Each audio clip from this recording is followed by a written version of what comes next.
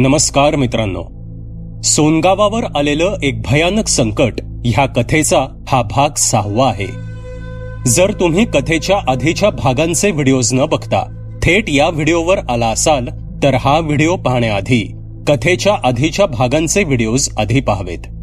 ह्या कथेच्या प्रसारित होणाऱ्या सर्व भागांच्या व्हिडिओच्या लिंक्स ह्या कथेच्या प्रत्येक व्हिडिओच्या डिस्क्रिप्शन मध्ये देण्यात येतील. कथेच्या 6व्या भागाला आता सुरुवात करू.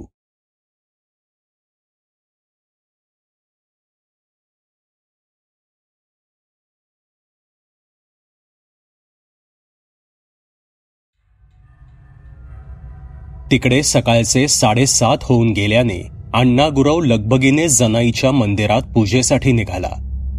राजन गायब झाल्याबद्दल त्याला काहीही माहीत नव्हतं.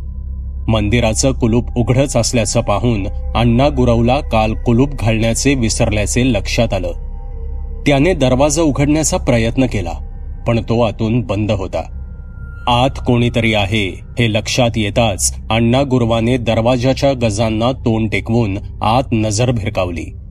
मंदिरात एका बाजूला कोणीतरी खोड करून पडलं आहे हे लक्षात येताच तो दचकला आणि घाबरून मागे सरकला. इतक्यात राजनला शोधत चौकाजवळ आलेले शंकर आणि महादू त्याला दिसले. शंकरने अण्णा गुरवाकडे राजनबद्दल विचारणा केली. अण्णा गुरवाने मंदिराकडे बोट दाखवत आत कोणीतरी आहे असं सांगितलं. त्यावर महादू आणि शंकर पटकन तिकडे धावले. दरवाजाच्या गजातून आत पाहताच कपड्यावरून तो राजनच आहे हे शंकरनं ओळखलं. त्याने गजातून आत हात घालून कडी उघडली आणि ते दोघे आत शिरले. जवळ जाताच तो राजनच आहे ही खात्री झाल्यावर शंकरने महादूला बाकीच्यांना ही बातमी जाऊन सांग असं सांगितलं. महादू लगेच मंदिराबाहेर पळाला. त्या दोघांमागून मंदिरात आत आलेल्या अण्णा गुरवाच्या हातातील पाण्याचा तांब्या घेऊन शंकरने त्यातील थोडं पाणी राजनच्या चेहऱ्यावर मारलं. तसा गाढ झोपेत असलेला राजन दचकून जागा झाला आणि ओरडतच पाय छातीशी कवटाळून भिंतीला टेकून बसला. त्याच्या अंगाची विलक्षण थरथर होत होती. रात्रीच्या त्या प्रकाराने तो चांगलाच घाबरला होता. शंकर त्याच्या जवळ जाऊन खाली बसला आणि त्याला सर्व काही ठीक आहे असे म्हणत धीर देऊ लागला. पुढील 10 मिनिटात दौलतराव आणि बाकीचे 20-25 लोक मंदिरात आले. आपल्या रागावर नियंत्रण ठेवत दौलतरावांनी राजनकडे एक जळजळीत कटाक्ष टाकला. पण त्याची ती अवस्था पाहून दौलतरावांच्या रागाची जागा काळजीने घेतली. त्यांनी इशारा करून राजनला उठवून वाड्याकडे जाण्यास सांगत ते बाहेर पडले. राजनला उठवून आधार देत महादू, शिरपा आणि शंकर त्याला वाड्याकडे घेऊन निघाले. सोबत 25-30 गावकरी सुद्धा होतेच. वाड्याकडे चालत असताना माणसाच्या गर्दीत मिसळल्याने राजनला काहीसं बरं वाटलं. वाड्यात पोचेपर्यंत तो काहीसा सावरलेला दिसत होता. तिथे पोचताच राजननी दौलतरावांची माफी मागितली. दौलतराव काही क्षण शांत होते आणि नंतर ते बोलू लागले. पाहुणं, काल रातीला नेमकं काय झालं जरा फोड करून सांगा. त्यावर आपल्या थरथरत्या आवाजात राजनने रात्री घडलेला सर्व प्रकार सविस्तर कथन केला. तो प्रकार ऐकून दौलतरावांसह जमलेल्या सर्वांचीच बोलतीच बंद झाली. घडलेला प्रकार फारच भयानक होता. राजन अक्षरशः मृत्यूच्या दाढेतून परतला होता. जमलेल्या गर्दीतील लोक आता कुजबुजू लागली होती. इतक्यात त्यांना शांत राहण्याचा इशारा करत पाटील बोलू लागले. आम्ही खोळी म्हणून का रातीला समद्या गावाचा कोणमारा करतोया? बघितली नव्ह ती बिलामत? बरं एवढ्यात निभावलं. हितून पुढं अशी चूक करू नका असे म्हणत पाटलांनी गर्दीला आपापल्या घरी निघायला सांगितलं. कदम राजनला घेऊन वरच्या खोलीत गेला. रात्रीच्या त्या प्रकारानंतर राजन मनातून हादरून गेला होता. रात्रीच्या भीतीचे भयान ढग त्याच्या मनपटलावरून हटायला तयार नव्हते. राजन आबोल झाला होता. तो आपल्या खोलीतून फक्त जेवणासाठी खाली येत होता. गेले 2 दिवस तो वाड्याबाहेर सुद्धा पडला नव्हता. शंकर, कदम आणि दौलतराव या गोष्टीमुळे चिंतित होते. दुसऱ्या दिवशी सकाळी दौलतरावांनी कदमला खाली बोलवून घेतलं आणि ते म्हणाले, कदम साहेब, राजन साहेबांची तब्येत काय ठीक नाही. मला वाटतं तुम्ही त्या पाहुण्यासनी घेऊन पुण्याला जावा. तिथं त्यांची तब्येत अजून बिघडल. आम्ही बघून घेतो आमचं काय ते. उगत तुम्हासनी त्रास न ग. यावर ठीक आहे, मी राजनशी बोलतो असे म्हणत कदम वर निघून गेला. वरच्या खोलीत पोहोचताच कदमने दौलतराव यांचे म्हणणे राजनला सांगितले. राजन काहीही न बोलता उठला आणि खोलीतून बाहेर पडत खाली वरांड्यात आला. राजनला 3 दिवसांनंतर असा खोलीबाहेर आलेला पाहून दौलतराव सुद्धा दचकले. पण राजन कुणाशीही न बोलता थेट वाड्याबाहेर पडला.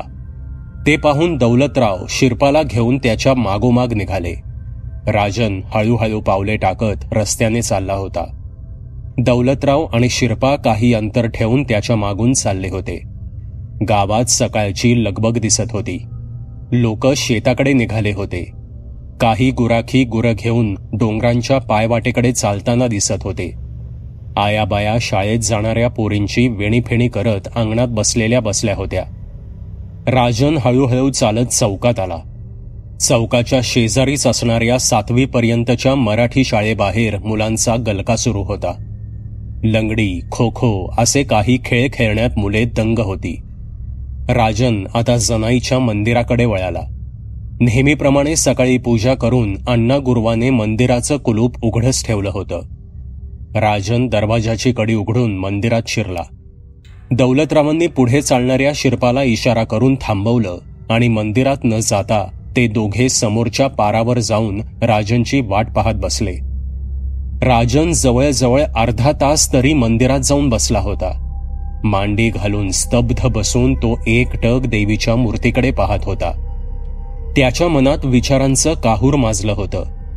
वाड्यातून मंदिराकडे येताना गावातली लगबग त्याने पाहिली होती. लोक एक अभद्र उशाशी घेऊन झोपत असतानाही आपलं जीवन व्यतीत करत होती. भीतीच्या त्या भयानक ढगातून मार्ग काढत नेटाने पुढे चालत होती. पण किती दिवस गावकरी हेच भयंकर जीवन जगणार? त्याचा अंत होईपर्यंत या गावात कोणीही सुरक्षित नाहीये. लोकांना आपल्याकडून फारच आशा आहे. त्यांना असं वाऱ्यावर सोडून आपल्याला जाता येणार नाही. लोकांना गरज असताना आपण मदत करू शकलो नाही तर आपल्या शिक्षणाचा काय उपयोग? आपल्याला इथून जाता येणार नाही. पुढच्या काही क्षणात राजन उठला. त्याच्या डोक्यातील विचारांचं काहूर थांबलं होतं. त्याला पुढची दिशा सापडली होती. आता सारं काही स्पष्ट होतं. कसलीही शंका उरली नव्हती. एका वेगळ्याच आत्मविश्वासाने राजन मंदिराबाहेर पडला. तसे पारावर बसलेले दौलतराव आणि शिरपा सावध झाले. दौलतरावांना पाहून राजन थेट त्यांच्याकडेच निघाला. पारावर बसलेल्या दौलतरावांजवळ पोचून राजन त्यांना म्हणाला, दौलतराव, माझी चिंता करायची आता गरज नाहीये. चिंता करायची आहे ती गावाची. त्या अभद्र गोष्टीचा सोक्ष मोक्ष लागल्याशिवाय मी या गावातून हलणार नाही. आपण नेटाने काम सुरू करू आणि लवकरच काय तो विषय संपून टाकू.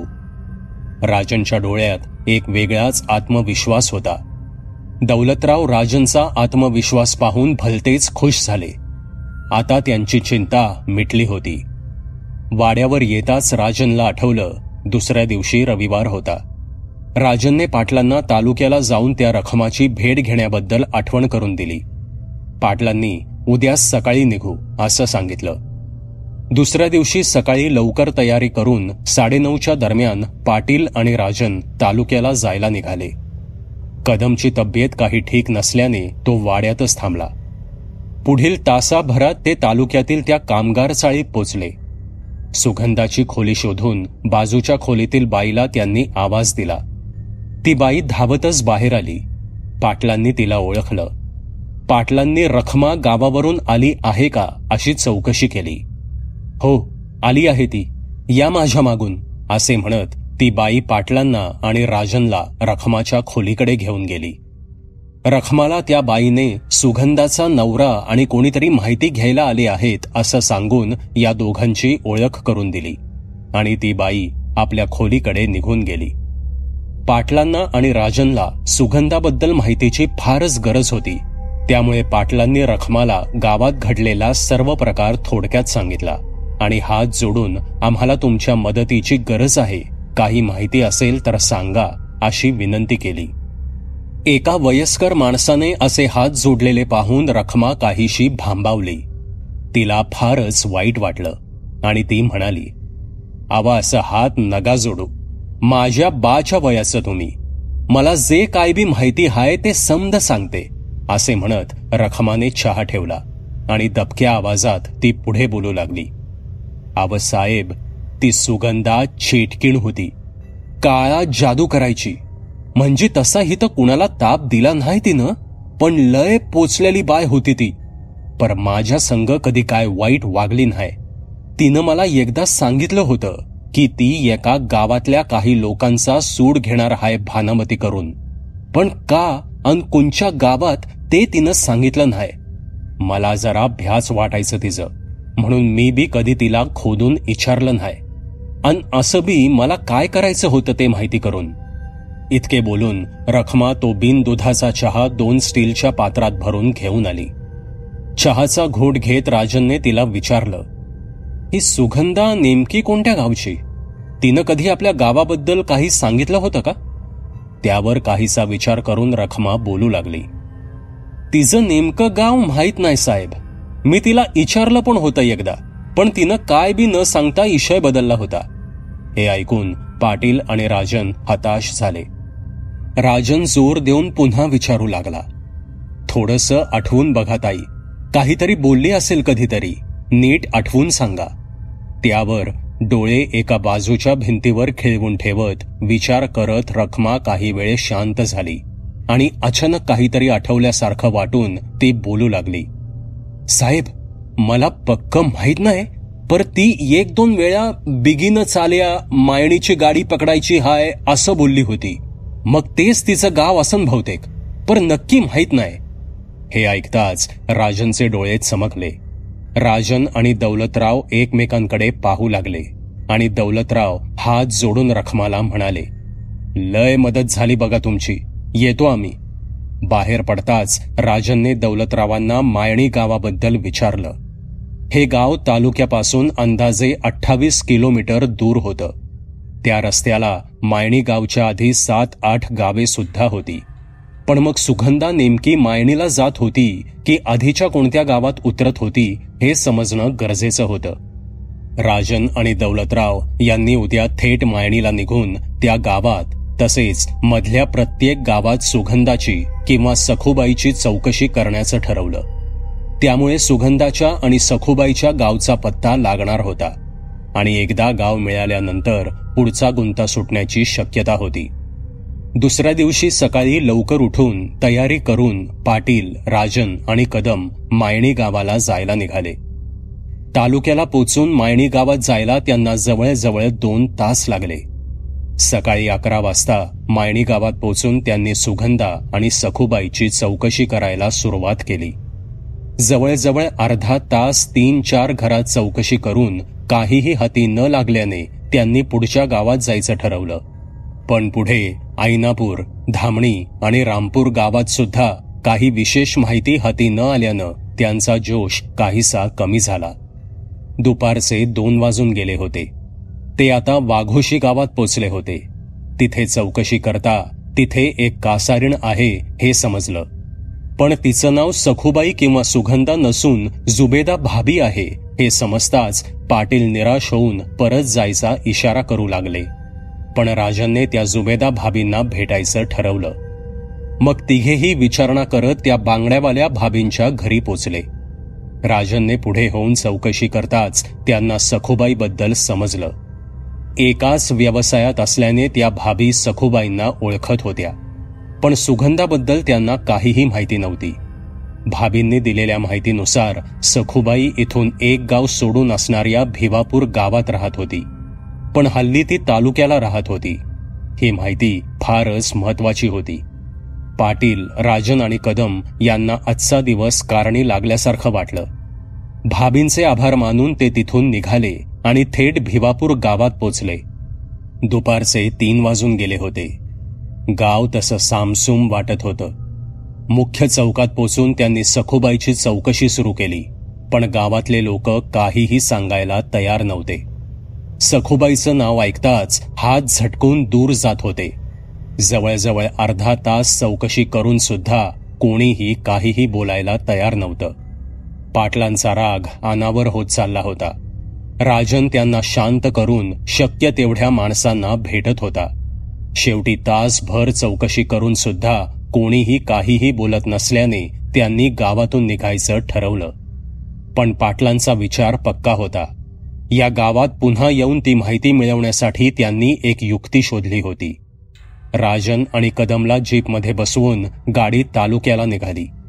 पाटील जीप थेट तालुक्याच्या पोलीस स्टेशनमध्ये घेऊन गेले. तिथे पोचून त्यांनी PSI सावंतांची भेट घेतली. सावंतांना त्यांनी आत्तापर्यंत झालेला तपास आणि भिवापूर गावात झालेला किस्सा सांगितला आणि सोबत चलून गावकऱ्यांकडून माहिती मिळवण्यास मदत करण्याचं आवाहन केलं. PSI सावंत घडलेला तपास ऐकून थक्क झाले. त्यांना असल्या भानमती प्रकारावर विश्वास नव्हता. पण आत्तापर्यंतचा तपास फारच गूढ आणि विलक्षण होता. PSI सावंतांना सुद्धा या गोष्टीच्या मुळाशी जायचंच होतं. त्यामुळे त्यांनी मदत करण्याचं ठरवलं. पण आज त्यांना पुरेसा वेळ नसल्याने त्यांनी उद्या सकाळी जाऊ असं सांगितलं. पाटील आणि राजन यामुळे फारच खुश झाले. आता 5 वाजत आले असल्याने त्यांना सायंकाळ होण्याआधी गावात पोचणं गरजेचं होतं. तिघे सुद्धा जीपमध्ये बसले आणि जीप भरधाव वेगाने सोन गावाकडे निघाली. सायंकाळी 6ची तालुक्याहून येऊन परत तालुक्याला जाणारी बस आज उशिरा गावात आली होती. गावात पोचायला बसला 6:30 होऊन गेले होते. गावात उतरणारे लोक सोडले तर या बसने रात्री तालुक्याला जाणारे लोक विरळच. दिवसा गावात आलेला एखादा पाहुणा सोडला तर या बसने परत जाणारं कुणीही नसे. ड्रायव्हर आणि कंडक्टर सुद्धा या थकलेल्या बसप्रमाणे अगदी वयस्कर होते. तालुक्यापासून जवळची फेरी असल्याने अगदी रिटायरमेंटला आलेले ड्रायव्हर जाधव आणि कंडक्टर माने ही जोडगोळी या बसला ठरलेली होती. आज उशीर झाल्याने माने लवकर निघूया म्हणून जाधवच्या मागे लागले होते. माने हे मुळातच फार बोलबच्चन होते. त्यामुळे गावातल्या लोकांकडून त्यांना गावात रात्रीला घडणाऱ्या प्रकारांची माहिती मिळाली होती आणि म्हणूनच माने लवकर निघण्याची घाई करत होते. बसमध्ये बसलेले 1-2 प्रवासी गावात उतरताच जाधवांनी बस चौकात वळवून पुन्हा तालुक्याच्या रस्त्याला लावली. 2-1 मिनिटे वाट पाहून कुणीही प्रवासी नसल्याने नेहमीप्रमाणे ते दोघे रिकामी बस घेऊन तालुक्याला निघाले. आता 6:45 होऊन गेल्याने अंधार आपलं अस्तित्व दाखवू लागला होता. जाधव नेटाने गाडी दामटत होता. गाडीचा हेडलाईट अंधार चिरत होता. खराब रस्त्यामुळे बसच्या खिडक्या जणू अर्धांग वायू झाल्यासारख्या जागीच थरथरत होत्या. त्याचा एकसारखा थडथडथड असा नाद कानाला बधीर करत होता. मनातून हादरलेला माने ड्रायव्हर शेजारील सीटवर बसून मोठ्याने बोलत जाधवशी गप्पा मारत होता. पण त्याच्या मनाच्या एका अंधाऱ्या कोपऱ्यात भीतीची एक मंद सणक उठली होती. ती भीती तशीच मनात दाबत माने स्वतःला धीर देत होता. गाडी गावापासून 2-2.5 किलोमीटर दूर आली होती आणि आता भोवताली ते भकास माळरान दिसायला लागलं होतं. नजर जाईल तिकडे फक्त मिट्ट काळोख दिसत होता. हळूच खिडकीकडे मान वळवून माने बाहेरच्या अंधाराचा ठाव घेत होता आणि भीतीची ती सणक तीव्र होताच आपली मान जाधवकडे वळवत होता. कधी एकदा तालुक्याला पोचतोय असं त्याला वाटत होतं. गार वाऱ्याच्या झोक्यासोबत भीतीची तीव्रताही क्षणाक्षणाला वाढत होती आणि अचानक ते केसाळ कुठून तरी गाडीसमोर अगदी 50-1 फुटांवर अवतरलं. तसा त्या दोघांच्या काळजाचा ठोका चुकला. घाबरून जाधवने गाडीचं स्टेअरिंग एका बाजूला खेचलं. तशी गाडी मोठ्याने धडधड करत रस्ता सोडून माळरानावरून चालू लागली. माने तर पुरता गर्भगळीत झाला होता. चांगली 50-1 मीटर गाडी माळरानावरून चालवून जाधवने वाऱ्याच्या वेगाने गाडी पुन्हा रस्त्यावर आणली आणि ते केसाळ पुन्हा समोर बघून त्याच्या काळजात धस्स झालं. गाडी सरळ त्याच्या अंगावर घालून कपाळावरचा घाम टिपत जाधव वेगाने गाडी दामटू लागला आणि अचानक विचित्र आवाज करत गचके देत गाडी बंद पडली. तसा खिडकीत बसलेला माने उडी मारून गाडीच्या इंजिनवर येऊन बसला आणि कापऱ्या स्वरात जाधवला बोलू लागला. जाधव, आज काय खरं नाही दिसत आपलं. आज मेलो बघ आपण. त्यावर चावी फिरवून स्टार्टर मारण्याचा प्रयत्न करत असणारा जाधव वैतागून म्हणाला, अरे मान्या, तोंड बंद ठेव जरा. असा बाईवाणी घाबरू नग. आधीच हिथं ह्यो खटारा सुरू होईना. आणि इतक्यात गाडीच्या मागून कोणीतरी गाडी गदा गदा हलवू लागलं. तसा माने भीतीने बोंबलू लागला. जाधव सुद्धा आता लटलट कापू लागला आणि गाडीच्या डाव्या बाजूने खर्र असा आवाज हळूहळू पुढे येऊ लागला. तो आवाज काहीतरी धारदार वस्तू पत्र्यावर खरवडल्याने होत होता आणि हळूहळू बसची एक एक खिडकी खळखळ आवाज करत फुटू लागली. जाधव थरथरत्या हाताने स्टार्टर मारतच होता. माने मात्र आता रडकुंडीला आला होता. काही केल्या इंजिन स्टार्ट होत नसल्याने जाधव वैतागला. गावही आता 2-2.5 किलोमीटर दूर असल्याने मागे जाणं शक्य नव्हतं. दोघंही आता इंजिनवर बसून देवाचा धावा करू लागले. तो पत्र्याच्या खरखरीचा आवाज आता अगदी जवळ केबिनच्या बाजूला येऊन थांबला आणि खाडकन आवाज करत बसचे दार बिजागिरीतून निखळून बाजूच्या अंधारात फेकलं गेलं. पुढील 10 मिनिटात बिभत्स किंकाळ्यांनी सारं मायरान हादरून गेलं. दुसऱ्या दिवशी सकाळी लवकर राजन, पाटील आणि कदम तालुक्याला जायला निघाले. सकाळी 9:30 पर्यंत त्यांना PSI सावंतांना भेटायचं होतं आणि त्यांना घेऊन भिवापूर गावाला जायचं होतं. लगबगीने गावाबाहेर निघालेले पाटील वेगाने जीप पळवत होते. गावापासून 1.5 किलोमीटर दूर आल्यावर समोर उभी दिसणारी बस पाहून पाटलांच्या डोक्यात ती अभद्र भीती घर करू लागली. राजन आणि कदम मात्र शांत होते. त्या दोघांनी याआधीचे ते बिभत्स मृतदेह पाहिले नसल्याने त्यांना कसलीही शंका आली नव्हती. घाबरतच पाटलांनी जीप त्या बसजवळ नेऊन थांबवली. ही रात्री गावात येऊन जाणारी बसच आहे हे पाटलांनी ओळखलं. बसच्या एका बाजूच्या सर्व खिडक्या फुटलेल्या पाहून पाटील सावध झाले. जीपमधून उतरून पाटील जाधव आणि मानेला आवाज देत हळूहळू बसकडे सरकू लागले. आतून काहीच प्रतिसाद न आल्याने पाटील बसच्या केबिनसमोर गेले आणि त्यांच्या काळजाने जणू धाडकन उडीच मारली. पाटलांनी काहीतरी विचित्र पाहिलंय हे राजननं जाणलं आणि तो जीपमधून उतरला. केबिनच्या पुढील बाजूची काच फुटून मानेचा मृतदेह अर्धवट खाली लटकत होता, तर जाधव ड्रायव्हर सीटवर पडला होता. दोघांची कातडी काळी पडली होती. नरडीचा घोट घेतल्याने दोघांचा प्राण गेला होता. राजन आणि मागून आलेला कदम हा प्रकार पाहून चांगलेच घाबरले. पाटील मात्र हतबल होऊन ते 2 निष्पाप मृतदेह पाहत होते. पुढील 5-1 मिनिटात स्वतःला सावरत पाटलांनी राजन आणि कदमला जीपमध्ये बसण्याचा इशारा केला. गावात जाऊन लोकांना सांगण्यापेक्षा सरळ तालुक्याला जाऊन पोलिसात ही खबर द्यावी असं ठरवून पाटलांनी जीप तालुक्याच्या रस्त्याला घेतली. तालुक्यातील पोलीस स्टेशनमध्ये पोचल्यावर पाटलांनी ती अभद्र बातमी PSI सावंतांना सांगितली. सावंतांनी 2 सिनियर कॉन्स्टेबलना रुग्णवाहिका घेऊन तिकडे पाठवलं आणि सावंत स्वतः पाटलांसोबत भिवापूरला निघाले. पुढील अर्ध्या तासात भिवापूरला पोचताच मुख्य चौकात थांबून PSI सावंतांनी गावच्या सरपंचाला बोलवून घेतलं. सरपंच आणि काही गावकरी पोलीस जीप आणि पाटलांची गाडी पाहून चौकात आले. सावंतांनी सरपंचांना सखुबाईबद्दल विचारणा केली. तसे सरपंच आणि जमलेले गावकरी दचकले. सावंतांनी आवाज चढवताच सरपंच घाबरतच आपल्या दबक्या स्वरात बोलू लागला. साहेब, ती अवदसा हितच राहत होती. तिचं घर बी हाय हित, पण आता ते बंद हाय. त्या सखुबाईची हयात हित गेली आणि अचानक मागल्या 3 वर्षांपासनं भानामती सुरू केली तिनं गावात. लोक तिला घाबरायला लागली. आता मसाईच्या डोंगरात राहणारा भैरू मांत्रिक आधी या बाईच्या घरीच राहत होता. तिनंच हिला ती भानामती शिकवली असन. आणि अचानक एक दिवस गावातली 10 वर्षांची पोरगी गायब झाली. तिनंच काहीतरी केलं असा सगळ्यांचा विचार होता. लोकांनी हिम्मत करून तिला गावाबाहेर काढली. तो मांत्रिक पण मसाईच्या डोंगरात गेला. ती सखुबाई मागल्या 2 वर्षापासनं तालुक्याला राहत्या. ह्याच्यापेक्षा जास्त आम्हाला काय बी माहिती नाही. तुम्ही पाहिजेल तर मसाईच्या डोंगरात जाऊन त्या मांत्रिकाला भेटा. तो तुम्हाला काहीतरी माहिती देईल. सरपंच एका दमात सगळं बोलून गेला. मसाईचा डोंगर गावालगतच होता.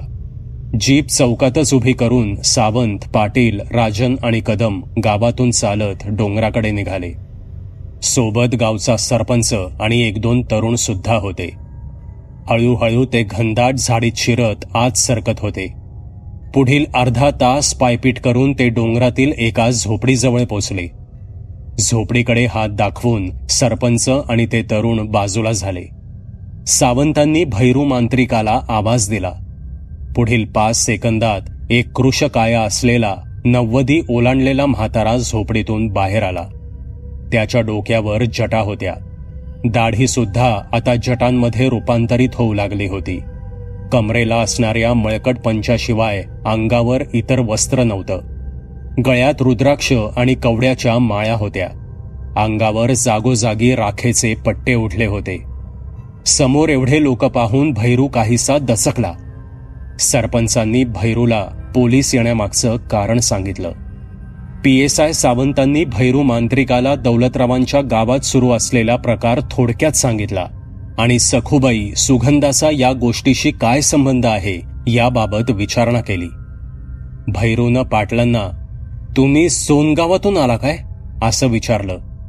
तसे पाटील हो म्हणताच आपल्या हडकुळ्या बरगड्या गदा गदा हलवत मांत्रिक विद्रूप हसू लागला आणि ओरडला, सखू शेवटी सूड घेतलासच तू, मानलं तुला पोरी. मांत्रिकाच्या या बोलण्याने सावंतांसह दौलतराव आणि बाकीचे सगळेच हैराण झाले.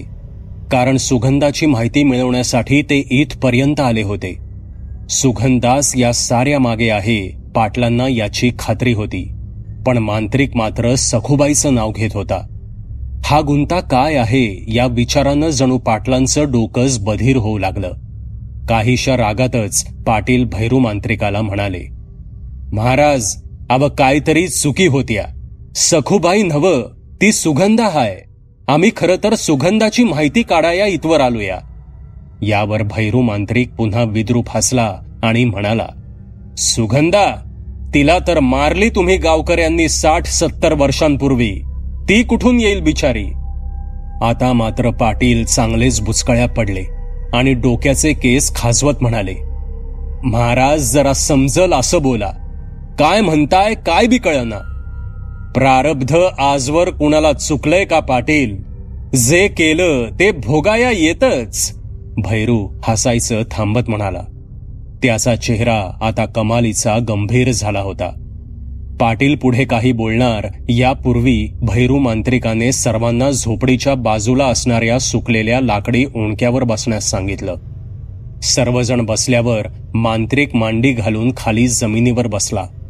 कमरेतून चिलीम काढून त्याने ती पेटवली आणि भपभप करत झुरके घेऊन चिलीम व्यवस्थित पटल्याची खात्री झाल्यावर भैरूनं एक दीर्घ झुरका मारला आणि तोंडातील धुराचे भपके सोडत तो बोलू लागला, सगळं काही सांगतो मी, जरा धीर धरा. मी 6 वर्षांपूर्वी या भिवापूर गावात आलो. मी माझ्या तंत्रशक्तीचा वापर अनिष्ट कामासाठी केल्याने माझ्या गुरूंनी मला बहिष्कृत केलं आणि मी माझी तंत्रविद्या अनिष्ट कामासाठी कधीही वापरू शकणार नाही असा शाप सुद्धा मला दिला होता. त्यामुळे दिशाहीन झालेला मी बिनशिडाच्या नौकेसारखा या गावात येऊन धडकलो. माझा भूतकाळ मी इथे कुणालाही कळू दिला नव्हता. त्यावेळी सखूनं मला तिच्या घरात जागा दिली. ती स्वतः 80 वर्षांची असून सुद्धा खूप मेहनती होती. स्वतः गरीब असूनही तिनं मला जगवलं. माझ्यासारख्या भणंग म्हाताऱ्याकडून दमडीची अपेक्षा न करता तिनं स्वतःच्या घासातला घास मला दिला. पण एरवी हसतमुख असणारी सखू रात्रीची अचानक आई म्हणत दचकून उठायची. कसल्याच्या गोष्टीच्या आघातांनी ती वारंवार विचलित व्हायची. मी बरेच दिवस हा प्रकार पाहत होतो. एके रात्री मी तिला याबद्दल विचारलं. 2-1 वर्षे तिच्या घरात राहत असल्याने ती मला भाऊ मानू लागली होती. तिचा विश्वास मी मिळवला होता. तिने सर्व हकीकत मला त्या रात्री सांगितली. ही कहाणी आहे अंदाजे 70-75 वर्षांपूर्वीची. त्यावेळी सखू 8-10 वर्षांची असेल. ती तिच्या आईसोबत सुगंधासोबत बांगड्या विकायला तुमच्या गावात यायची. सखूच्या म्हणण्याप्रमाणे तिची आई सुगंधा फारच रूपवान होती. तो काळ इंग्रजांचा होता. गावाला जायला आता सारखी वाहनं नव्हती. पायीच प्रवास करावा लागे आणि एके दिवशी दुपारची पायपीट करत सखू तिच्या आईसोबत बांगड्या विकायला सोनगावात येत असता कुणी 4-5 नराधमांनी सुगंधाला माळरानावर एकटी बघून गाठलं आणि तिला बाजूच्या झाडीत ओढत नेलं. सुगंधा सखूला म्हणत होती, "पळ पोरी पळ." इतके बोलून सखूने तिथून धूम ठोकली. पण आपल्या आईला सोनगावातील लोकांनी मारलं ही बाब तिने लक्षात ठेवली होती. नंतर जाणती झाल्यावर तिला आपल्या आईच्या खुनामागचं कारण सुद्धा लक्षात आलं. तिच्या मनावर या घटनेचा खोल परिणाम झाला होता. पण तिनं ते नागडं सत्य उराशी बाळगून आपलं आयुष्य काढलं, कारण तिला न्याय देणारं कुणीही नव्हतं. मोठी झाल्यावर सुद्धा ती गावात जात राहिली, पण तिनं गावकऱ्यांना आपण सुगंधाचीच मुलगी आहोत हे कळू दिलं नाही. तिनं आपल्या आईवर अत्याचार करणाऱ्यांची माहिती काढण्याचा प्रयत्नही केला, पण ते नेमके कोण होते हे तिला समजत नव्हतं. आणि ज्या वयात तिनं तो हिडीस प्रकार पाहिला होता त्यावेळी लहान असल्यानं तिला त्या माणसांचे चेहरे सुद्धा आता आठवत नव्हते. गावाशी संबंध ठेवून तिनं आपल्या काळजातली सुडाची आग सदैव धगधगत ठेवली. वय झालं तरी ती रात्री आई आई म्हणून दचकून उठायची आणि आपण आईसाठी काहीही करू शकलो नाही म्हणून रात्र रात्र रडत बसायची. सखूची ही कहाणी फारच भयानक आणि हृदय पिळवटून टाकणारी होती. सखूने आपली सगळी हकीकत सांगितल्यावर मीही तिला माझी हकीकत सांगितली. मी मांत्रिक आहे हे कळाल्यावर सखू मला तंत्रविद्या शिकवा म्हणून विनवण्या करू लागली. तेव्हा मी माझी अडचण तिला सांगितली. माझी तंत्रविद्या मी अनिष्ट कामांसाठी वापरू शकत नव्हतो, किंबहुना ती विद्या कामच करू शकत नव्हती. तरीही सखू विनवण्या करू लागली. मग मी तिला हळूहळू तंत्रविद्या शिकवायला सुरुवात केली. पण मला माहिती होतं की सखू जरी तंत्रविद्या शिकली तरी ती स्वतः ही विद्या वापरून कोणाचंही वाईट करू शकणार नाही. त्यामुळे मी निश्चिंत होतो. 1-1.5 वर्षात सखूनं त्या तंत्रविद्येवर चांगलंच प्रभुत्व मिळवलं. त्या दरम्यान ती सोनगावातही येत जात होती. तसेच ती तालुक्याला जाऊन तिथल्या काही मांत्रिकांच्या नादीही लागू लागली होती. नंतर तिच्या डोक्यात कसलासा कट शिजू लागला आणि कायापालट विद्या शिकवा म्हणून ती माझ्या मागे लागली. कायापालट विद्या ही अतिशय अवघड विद्या आहे. तसेच त्यासाठी मानवी बळी सुद्धा लागतो. मी सखूला या भानगडीत न पडण्याबद्दल वारंवार बजावलं, पण इतकी वर्ष मनात खदखदत राहिलेल्या सूड भावनेला वाट मोकळी करून देण्यासाठी तिला जणू हे हत्यारच सापडलं होतं. त्यामुळे ती पिसाटल्यासारखी झाली होती. हल्ली ती बऱ्याच गोष्टी माझ्यापासून लपवत सुद्धा होती. आणि एक दिवस तिनं खाऊचं आमिष दाखवून या गावातीलच एक 10-12 वर्षांच्या मुलीला घरात बोलवून तिला बेशुद्ध केलं. सखूनं या मुलीचा बळी देण्यासाठी तिला घरात बेशुद्ध केलं आहे हे मला समजलं आणि माझं तिच्याशी कडाक्याचं भांडण झालं. पण तरीही ती ऐकली नाही. यावर चिडून मी तिचा कायमचा निरोप घेतला आणि इथे या जंगलात येऊन राहिलो. त्यानंतर मला समजलं की सखूला भिवापूरच्या गावकऱ्यांनी गावातून हकलून दिलं आहे आणि आता ती तालुक्याला राहत आहे. त्यानंतर 6-8 महिने माझी आणि तिची गाठ भेट झाली नाही. आणि अचानक एके दुपारी एक 30-35ची सुंदर तरुणी मला शोधत इथे जंगलात आली. मी तिला कोण पाहिजे असं विचारताच ती हसू लागली आणि म्हणाली, "भैरू दादा, ओळखलं नाही का मला? मी सखू." तिची ती पायटलेली काया पाहून मला तर धक्काच बसला. सखूनं कायापालट विधी पूर्ण करून स्वतःचा देह बदलला होता.